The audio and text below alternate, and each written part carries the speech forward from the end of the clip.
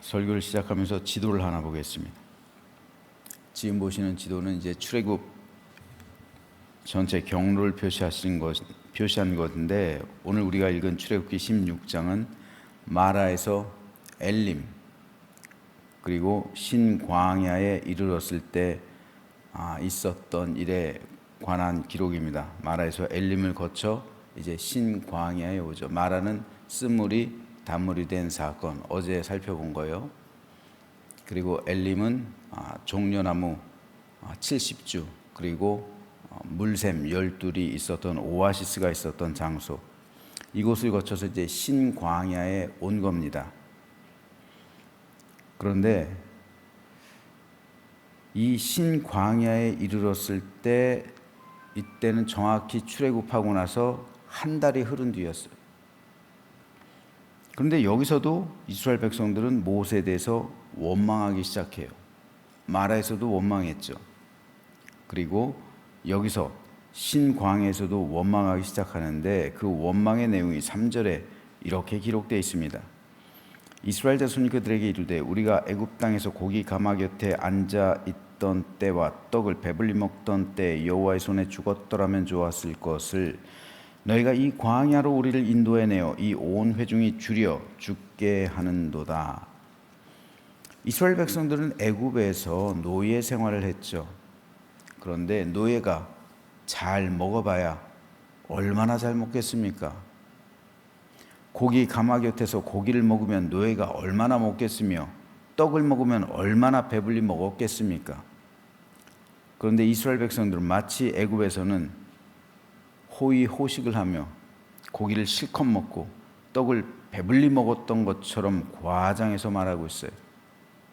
그러면서 그때 우리도 애굽 사람들처럼 여호와의 손에 죽었어야 했다라고 말합니다. 이곳에서 굶어 죽는 것보다 그곳에서 배부른 상태로 여호와의 심판을 받고 죽는 것이 더 나았겠다라는 원망이었어요. 참, 사람들은 말을 해도 꼭 감정을 상하게 하면서 남의 마음을 후벼파면서 하는 말이 있어요. 모세에 대한 이런 원망이 그래요. 모세의 감정을 후벼파는 거예요, 이건. 왜요? 말도 안 되게 과장한 거죠. 모세가 그 상황 모릅니까? 어떻게 살았는지. 그런데 마치 애굽에서는 무지하게 잘 산 것처럼, 아주 매일 잔치를 벌인 것처럼, 굉장히 잘 먹은 것처럼 이렇게 과장해서 말하는 거 모세가 모릅니까? 근데 모세에 대해서 그렇게 원망하고 있는 거예요. 차라리 그때 죽었어야 됐다, 배부른 상태로. 이거는 사실 모세를 원망하는 게 아니라 이스라엘 백성을 출애굽시키신 하나님을 모욕하는 거죠. 그래서 모세는 감정이 상해서 이렇게 말해요. 아침에는 너희가 여호와의 영광을 보리니 이는 여호와께서 너희가 자기를 향하여 원망함을 들으셨습니다. 그러니까 여호와께서 자기를 향해서 원망함을 들으셨다는 거예요. 모세한테 원망을 했는데 너희가 나에 대해서 원망한 게 아니라 여호와에 대해서 원망했다고 말하는 겁니다. 우리가 누구이기에 너희가 우리에게 대하여 원망하느냐, 이렇게 말한 거예요. 여기서 우리가 누구이기에 라는 말은 자기들을 높이는 말이 아니라 도리어 자기들을 하나님 앞에서 낮추는 말이에요. 우리는 하나님께서 보내신 사람들일 뿐이지 아무것도 아니라는 거예요. 우리가 누구라고? 우리는 아무것도 아니라는 거예요. 그런데 왜 우리에게 원망하느냐는 거죠. 우리가 출애굽시켰냐? 우리가 홍해의 기적을 보여줬냐? 우리가 마라에서 쓴물을 단물로 변하게 한 존재들이냐? 그렇지 않다는 거잖아요. 우리는 아무것도 아니고 우린 다만 도구일 뿐이라는 거예요. 따라서 지금 당신들은 우리에게 대해서, 나에게 대해서 원망하는 게 아니라 하나님에 대해서 원망하는 것이라는 이 사실을 백성들에게 말하면서 주의할 것을 경고한 겁니다. 당신들 지금 하나님한테 지금 원망하고 있는 거니까 주의하라. 모세와 아론이 말한 거예요. 그런데 하나님은 은혜로우세요. 이게 내일 보면은 또 17장에 보면 르비딤에 가서 또 원망하거든요. 물이 없다고 또 원망해. 계속 이스라엘 백성들은 원망해요. 하지만 하나님은 은혜로우세요. 백성들이 생활상에서 겪고 있는 불평, 배고픔의 문제, 갈증의 문제, 그런 것들 가지고는 하나님께서 책망하지 않으셨어요. 다시 말해서 생존의 문제, 생존이 걸린 문제로 인해서 백성들이 불평하고 원망한 것, 그거 가지고 하나님께서 백성들을 나무란 적은 한 번도 없어요. 왜요? 그건 하나님께서 하실 몫이니까요. 그리고 그것을 통해서 하나님의 영광을 보여주시고 하나님의 기적을 보여주시고 하나님의 살아계심을 보여줄 수 있으니까 물이 없어서 원망하고 빵이 없어서 원망하고 고기가 없어서 원망하고 이런 생존과 직결된 의식주의 문제, 이거 가지고 하나님께서 백성들을 나무라거나 심판하지 않으셨어요. 그런데 하나님의 권위에 도전하는 것들, 고라의 사건, 그리고 금송아지 사건, 이런 것들을 통해서는 좀 영적인 사건, 이런 것들을 통해서 하나님께서는 진노하셨습니다. 그리고 반드시 징계하시고 심판하셨어요. 그래서 하나님께서는 이들의 생존에 관한 불평과 원망에 대해서는 하나님께서는 너그럽게 용서하시고 이해해 주셨어요. 그래서 마라의 쓴물도 단물로 바꿔주시고 내일 이제 살펴볼 르비딤에서 물이 없었을 때 물도 나게 하시고, 그리고 오늘 본문에서 빵이 없었을 때 양식의 문제로 백성들이 원망했을 때 만나를 내려주시고, 고기가 없어서 원망했을 때 메추라기를 보내주시고, 다 하나님의 은혜를 베풀어 주셔서 백성들의 원망과 불평을 잠재우신 거예요. 자, 그런데 이 과정에서 하나님께서 백성들에게 하신 말씀이 있어요. 그때 여호와께서 모세에게 이르시되 보라, 내가 너희를 위하여 하늘에서 양식을 비같이 내리리니 백성이 나가서 일용할 것을 날마다 거둘 것이라. 이같이 하여 그들이 내 율법을 준행하나 아니하나 내가 시험하리라. 하나님은 양식이 없어서 불평하고 원망하는 이스라엘 백성들을 책망하지는 않으셨어요. 하지만 그들에게 이 양식의 문제를 가지고 시험을 하셨어요. 왜냐하면 양식을 매일 내리셨어요. 하나님은 예수님의 주기도문처럼, 주님께서 가르쳐 주신 주기도문처럼 일용할 양식을 우리에게 주시옵고, 일용할 양식을 매일 주는 거죠. 매일. 우린 매일 먹잖아요. 그런데 그와 동시에 하나님께서는 그 만나를 통해 백성들을 시험하시겠다, 그 양식을 통해 시험하시겠다 말씀하신 거예요. 따라서 오늘 우리가 기억해야 할 주제, 양식을 통한 시험, 양식을 통한 시험입니다. 하나님은 이스라엘 백성을 위해 하늘로부터 매일 양식을 내려주셨어요. 만나를 내주셨어요. 그런데 이 만나, 즉 양식을 거두는데 두 가지 조건이 있었어요. 반드시 두 가지를 지키라고 말씀하셨고, 그것이 너희를 향한 나의 시험이다. 다시 말해서 시험 문제까지 가르쳐 주신 거예요. 내가 너희를 향한 시험 두 가지, 반드시 이거 지키라는 거예요. 그 양식을 거두는 데 있어서. 만나를 내가 매일 너희들에게 내려줄 거야. 만나를 매일 너희들에게 양식을 내가 내려줄 건데 반드시 두 가지 조건은 지켜라. 이것이 너희에게 시험이다. 문제까지 아예 가르쳐 주신 거예요. 테스트 하실 때. 첫째, 사람당 한 오멜씩만 거두어라. 그리고 아침까지 남겨두지 마라. 한 오멜은 2kg 정도 돼요. 여러분, 밀가루 2kg이면 그걸로 빵을 만든다고 한번 생각하면 한 사람당 아마도 성이라 할지라도 실컷 먹을 거예요. 그렇죠? 남겨두지 말라는 건 뭘까요? 남겨두면 썩는 거잖아요. 남겨두지 말라는 거는 먹을 만큼만 거두라는 거예요.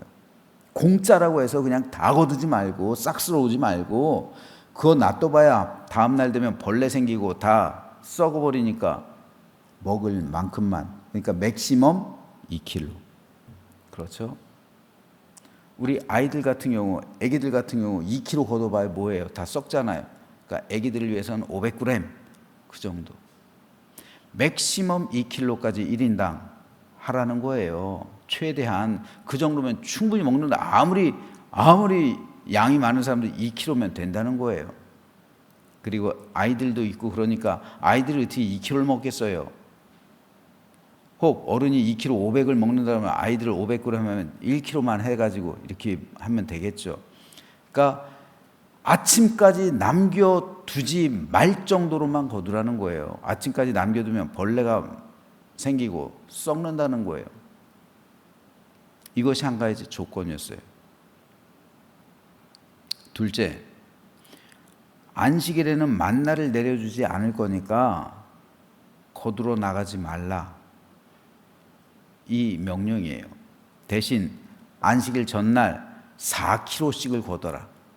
그런데 놀라운 사실은 4kg씩을 거둬서 그것을 다음 날까지 두어도 그 양식은 썩지 않을 것이다.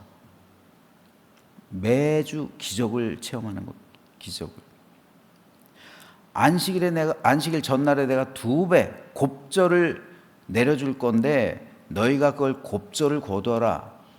그래서 안식일에 놔두면 평상시에 평일에는 그거를 다음 날 남겨두면 그것이 다 벌레 먹고 썩는데 안식일 전날에 거둔 것은 안식일에 썩지 않을 것이다. 그러니까 그걸 가지고 먹어라. 매주 이스라엘 백성들은 기적을 경험하는 거예요. 그리고 안식일 하루 동안 쉬는 거예요. 근데 생각해 보세요. 광야에서 이 사람들은 에브리데이 할리데이잖아요. 매일 놀잖아요. 광야에서 이 사람들이 뭐 일을 하겠어요? 광야에서 할 일이 뭐가 있어요?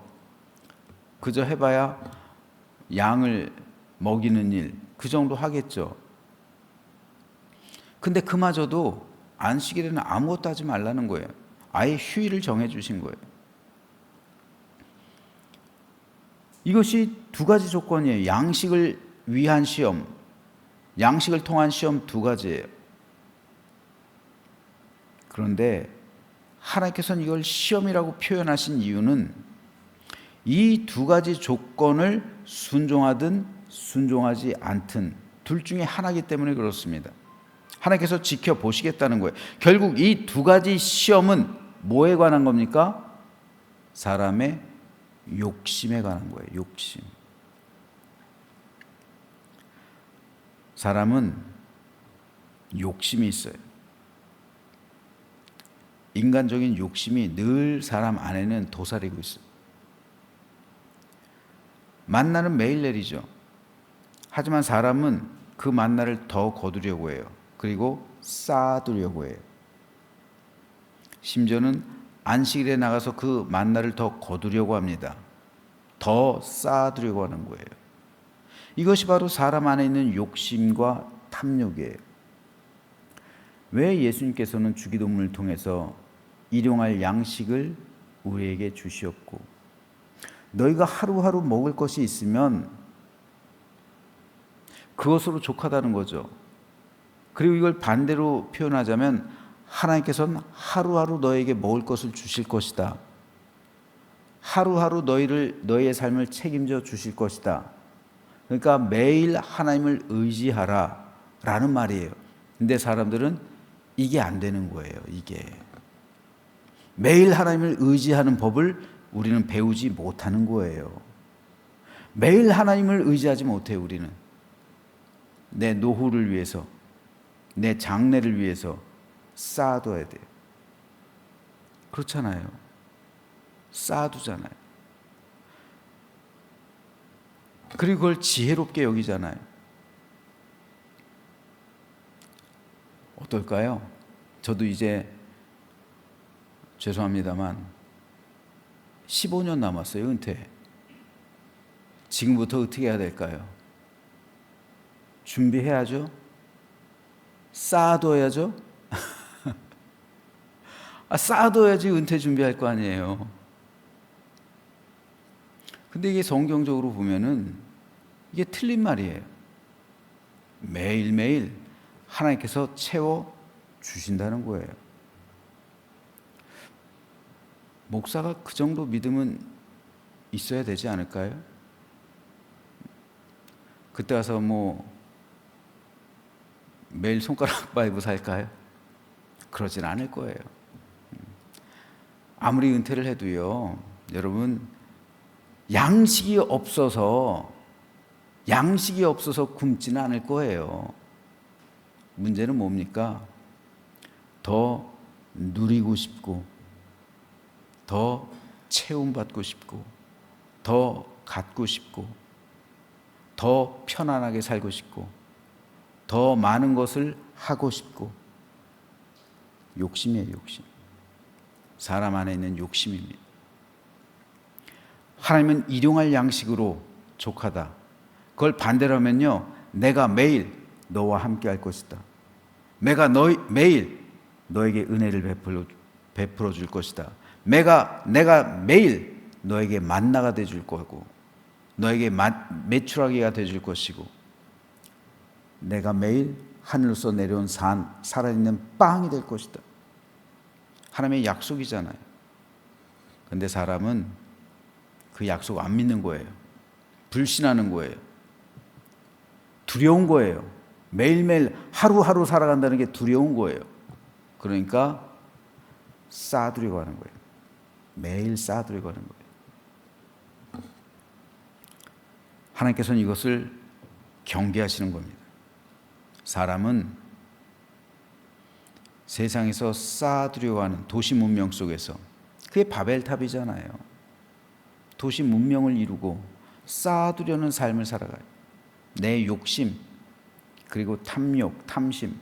그래서 바울은 탐심은 곧 우상숭배다라고 정확히 지적하고 있잖아요. 하지만 하나님의 백성은 세상 사람들처럼 쌓아둠으로 사는 것이 아니에요. 쌓아둠으로 만족하고, 재물을 쌓아둠으로 평안하고. 어리석은 자여, 오늘 밤 하나님께서 네 영혼을 취할 것이니 그럼 네 재물은 뭐가 되겠느냐.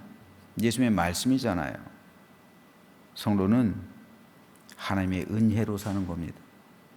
재물로 살아가는 게 아니에요. 사람은 재물로 살아가기 때문에 재물을 쌓아두려고 해요. 하지만 하나님은, 성도는 은혜로 살아가는 것이기 때문에 매일매일 누리는 하나님 안에서의 은혜, 이것이 바로 일용할 양식으로 나타나는 거예요. 이것으로 만족하라고 하나님께서는 말씀하신 거예요. 이것이 너희를 위한 시험이다. 사람은 쌓아두어야 마음이 편해요. 하지만 하나님은 매일 나를 의지하며 사는 사람이 평안할 것이다 약속하시는 거예요. 따라서 이 만나의 시험, 이 양식의 시험은 오늘 우리도 동일하게 겪고 있는 거예요. 모세 시대 사람이나 오늘 우리나 똑같아요. 그때나 지금이나 양식의 시험은 계속되고 있는 거예요. 하나님은 오늘 우리를 향해서도 양식의 시험을 하세요. 재물의 시험을 하신단 말이에요. 오늘 우리 역시 쌓아두려 하고 있고, 주일에도 쉬지 않고 일을 하고 있어요. 왜 그렇습니까? 내 안에 있는 욕심 때문에 그래요. 그런데 이렇게 쌓아둔 만나는 다음 날이면 썩어서 벌레가 생겨요. 우리 역시 하나님의 명령을 어기며 쌓아둔 재물은 좀 먹게 되고 벌레가 생기는 거예요. 그렇게 모은 재물, 하나님 앞에서 부정한 것이 됩니다. 하나님을 기쁘게 하지 못해요. 이런 것들이 바로 우리를 향한 양식의 시험, 재물의 시험이란 말입니다. 그렇다면 오늘 저와 여러분은 이 양식의 시험을 온전히 통과해내고 있습니까? 적지 않은 목회자, 성도가 이 양식의 시험 앞에서 무너지고 있어요. 그래서 여호와 라파의 하나님을 체험하지 못해요. 치료하시는 하나님, 회복하게 하시는 하나님, 구원하시는 하나님, 모든 문제를 해결해 주시고 나와 함께 하시고 나를 도와주시고 나의 모든 것을 건져주시는 하나님, 이걸 경험하지 못해요. 왜요? 양식의 시험을 통과하지 못하니까 그런 거예요. 여러분, 이거 굉장히 중요한 겁니다. 여러분, 이렇게 쌓아둔 재물이요 썩고 있는 거예요. 예수님께서 말씀하신 게 있잖아요. 이 세상을 위해서 쌓아두는 거, 그거는 다 좀 먹는 거라고요. 다 녹쓰는 거라고요.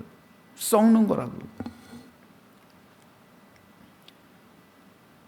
이 썩은 양식으로 만나를 다음 날까지 쌓아두면 썩죠. 그걸 먹을 수 있어요? 먹으면 반드시 탈이 나는 거예요. 이 썩은 양식으로 자녀를 키웠어요. 자녀가 오염된 거를 먹고 자랐어요. 잘못된 거예요. 잘못되는 겁니다. 이것으로 가족 모든 식구들이 먹으니까 가정이 오염돼 버리고 무너지는 거예요. 썩은 양식을 먹은 가정이 영적 상태가 온전해지겠어요?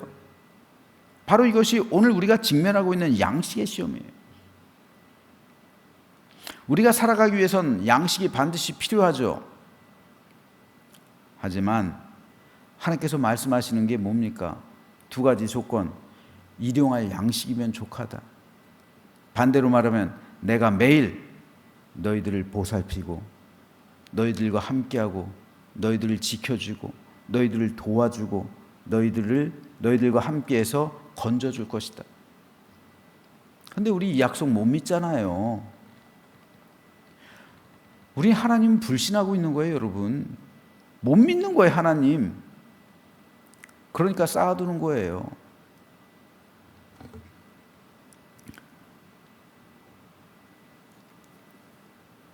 그래서 성도들이 세상 사람처럼 양식이 인생의 목적이 되고 있어요. 재물을 쌓아두는 것이 우리의 재미가 되고 있단 말입니다. 이건 하나님을 기쁘시게 하는 게 아니에요.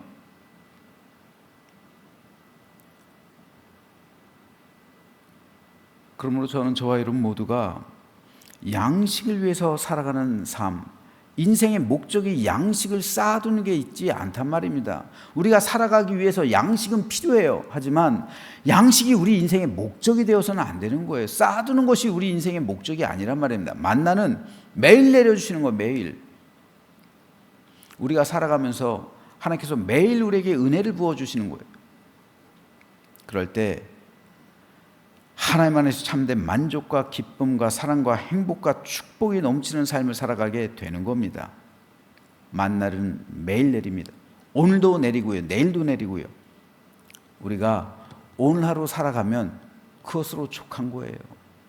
오늘 하루 우리가 밥 3끼 먹고 그리고 오늘 하루 우리가 굶지 않는다면 그것으로 만족할 수 있는 것, 그것이 자족이잖아요. 자족. 그런데 이것 외에 욕심을 내고 이것 외에 탐심을 품고 이 세상에서 쌓아들여가고 이 세상에서 천년 만년 누릴 것처럼 그것을 위해 살아간다면 그것은 하나님의 기쁨이 되지 못한다는 말입니다. 그러므로 저는 저와 여러분 모두가 매일 내리는 하나님의 은혜를 누리며 날마다 참된 만족 가운데 기쁨과 감사로 충만한 삶을 살아가며 주와 동행하는, 오늘도 우리 하나님께서 나와 함께 하신다는 이 사실을 깨달으면서 믿음으로 승리하는 축복의 날 되시기를 주님의 이름으로 축원합니다.